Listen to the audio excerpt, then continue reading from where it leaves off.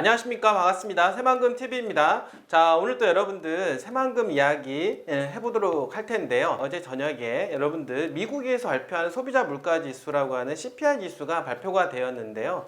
예측치보다는 조금 다소 낮게 발표가 되었습니다. 그리고 전반적으로 좀 우하향하는 좀 안정적으로 인플레이션이 잡히는 듯한 그런 모양새가 나왔다라고 볼 수가 있겠는데요. 곧 이제 이어질 FRB에서 회의가 있습니다. 회의를 통해서 이제 금리를 조정을 할 텐데 아무래도 이번에는 동결될 가능성이 좀 다소 높다라고 볼 수가 있겠습니다. 자, 이렇게 되면 이제 계속해서 이제 동결로 유지될 가능성이 높고 이제는 더 이상 금리 인상에 대한 압박감, 시장을 짓누르는 그런 압박감은 다소 좀 완화가 될 것으로 예상을 해 보겠습니다. 자, 그럴 때 많은 사람들은 이 시점에서 어떤 생각을 해야 될까요? 여러분들, 자, 금리 인상에 따른 자산 시장의 거품이 꺼졌다라고 보시면 이제부터는 어떻습니까? 경기 침체에 대한 우려, 이것을 생각을 해야 된다라고 볼 수가 있겠습니다.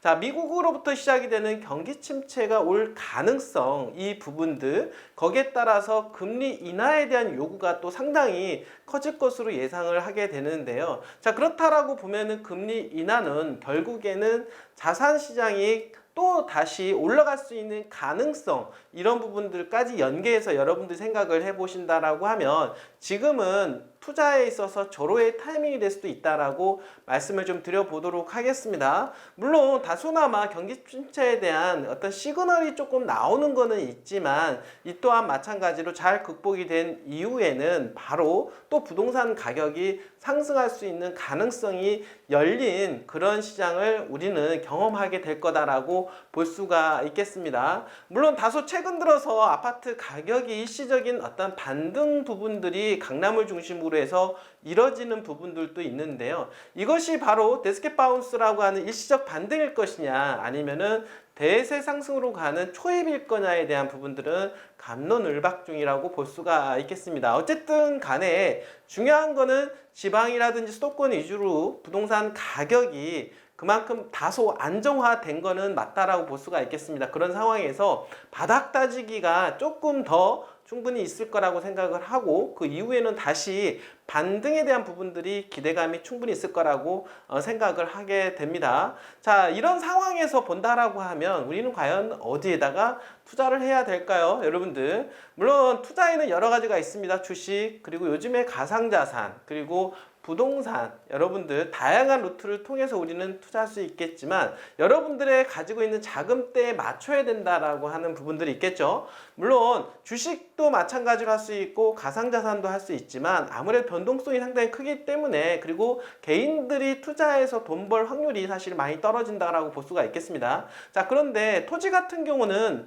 확률적인 부분에 있어서는 90% 이상이 성공할 수가 있다, 이런 데이터가 나온다라고 볼 수가 있겠는데 다만 여러분들이 사기당하지 않고 정말로 좋은 가격에 매수했을 때를 가정한다라고 볼 수가 있겠습니다. 자, 그러면 지금은 토지 투자에 있어서 어떤 타이밍이냐, 특히나 어떤 부분에 있어서 새만금에 있어서 어떤 타이밍이냐, 저는 여러분들한테 자신 있게 말씀을 좀 드리는데요. 새만금에 대한 미래 가치에 비해서 지금 상당히 저평가가 되어 있는 지금 대세 상승의 시작 타이밍에 있다라고 말씀을 좀 드려보도록 하겠습니다. 앞으로 있을 엄청난 변화의 물결 속의 새만금은 더욱더 발전할 가능성이 높다라고 볼 수가 있겠는데요. 특히나 세상이 원하는, 세계가 원하는 ESG 경영을 할 수가 있는 곳이 바로 새만금이고, 여러분들 알겠지만은 아리백을 신청할 수 있는 곳이 유일하게 새만금이 될 수밖에 없다. 점점점 세상은 요구하는 부분들이 환경에 대한 부분입니다. 지구적 재앙 문제를 해결하기 위해서 바로 재생에너지를 통해서 전기에너지를 만들고 그 전기에너지를 통해서 산업화를 일구는 그러한 어떤 선순환 관계가 있는 곳이 바로 어떻습니까? 새만금이 대한민국에서는 독보적으로 말씀을 드릴 수가 있겠습니다. 세상의 트렌드에 걸맞는 바로 새만금이야말로 지금의 매수 타이밍이 정말 절호의 기회다라고 말씀을 좀 드려보도록 하겠습니다. 자, 저렴한 임대료에 ESG 경영까지 할 수가 있고요. 일단 새만금 투자는 이제는 이제부터 시작이다. 여러분들 지금은 정말 절호의 매수 타이밍으로 여러분들한테 소개를 시켜드려 보도록 하겠습니다. 자, 김관영 전라북도 도지사가요 13일 서울신문과 인터뷰에서 전라북도 새만금이 2차 전지 특화단지의 최적 조건을 갖췄다라고 강조를 했습니다. 이제 최근 이제 얼마 남지 않았습니다. 얼마 남지 않은 투자진흥지구뿐만 아니라 2차 전지 대한민국의 첨단 산업 특구가 이제 지정이 될 것으로 예상을 하게 되는데 새만금이 또 유력한 후보지 아니겠습니까? 충분한 가능성이 열려 있다라고 볼 수가 있겠습니다. 자, 김 지사는 최근 3년간 전라북도는 2차 전지 관련된 기업이 무려 22건, 무려 5조 2천억 원 정도 투자를 했는데 그 중에서 올해만 3조 원 이상 매머드급 투자가 이루어졌다라고 볼 수가 있겠습니다. 이러한 속도는 가속도가 붙었죠. 자, 투자 금액도 커지고 그리고 기업 형태도 대기업 위주로 점점 시간이 가면 갈수록 글로벌 기업, 여러분들 혹시 아십니까? 테슬라가 새만금에 유치가 될지요. 네로라는 국내외 기업들 새만금에 눈을 돌리고 있고 전후방으로 전북에 뿌리를 둔 튼튼한 강소기업들 또한 마찬가지로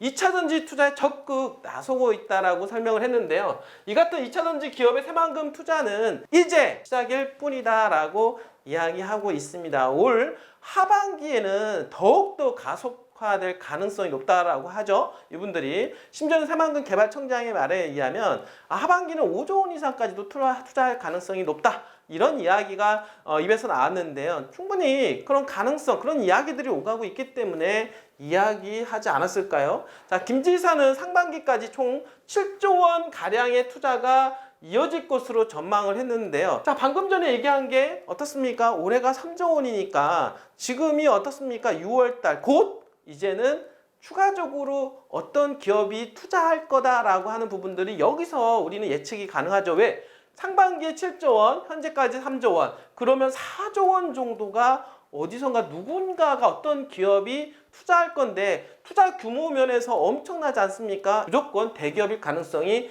높다라고 하는 거죠. 자, 새만금은 사통팔달의 유일한 교통 요충지자, 값싼 임대료, 드넓은 산업단지라는 2차 전지 특화단지의 최적 조건을 갖췄다라고 하면서 이러한 전라북도의 강점 때문에 투자가 이루어지는 것이다라고 볼 수가 있겠습니다. 자, 교통의 요충지, 도로망, 그리고 트라이포트라고 하는 최적의 물류망, 공항, 항만, 철도가 2030년도면은 다 갖추어지게 된다라고 하는 거, 그 시점에 맞춰서 수많은 기업들이 지금 몰려오고 있다라고 볼 수가 있는 것이죠. 자, 새만금은 국내 유일의 또 RE 100 재생에너지를 100%를 활용을 하여서 전기에너지를 만들고 이러한 전기에너지를 통해서 기업 생산이 이루어지는 그런 구조.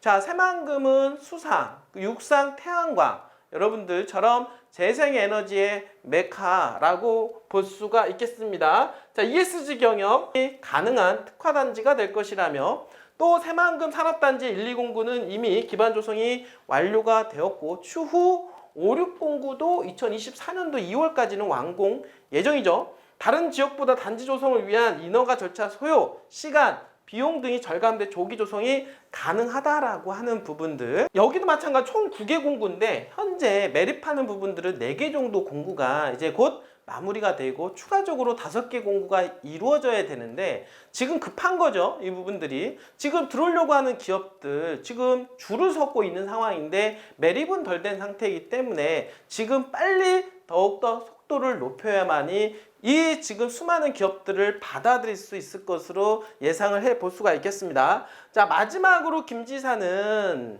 2차 전지 특화단지 유치 시 산업단지 조성과 정부의 로드맵 실현 가능성이 매우 높다라고 하면서 전라북도의 미래 먹거리 산업으로 꼽히는 2차 전지는 전라북도의 경제지표는 물론 산업구조를 바꿔놓을 중요한 산업인 만큼 도내 산학 연관의 긴밀한 협의에 나서겠다라고까지 이야기를 하고 있습니다. 2차 전지에 대한 부분들 여러분들 이제 곧 발표가 될 텐데요. 만약에 진짜 새만금 산업단지가 여러분들이 확정이 된다라고 하면 더욱더 시너지 효과가 발생을 하게 되겠죠. 올 하반기는 더욱더 큰 기업들 그리고 글로벌 기업까지도 유치될 가능성이 높고 올해 안에 테슬라가 정하겠다라고 이야기했습니다. 자, 어떻게 보면 우리나라처럼 사실은 우리나라가 국내 인구가 많지 않기 때문에 수요가 많지는 않습니다. 그래서 테슬라가 우리나라보다는 인도 쪽이라든지 갈 가능성 아니면 중국에 제2의 테슬라 공장을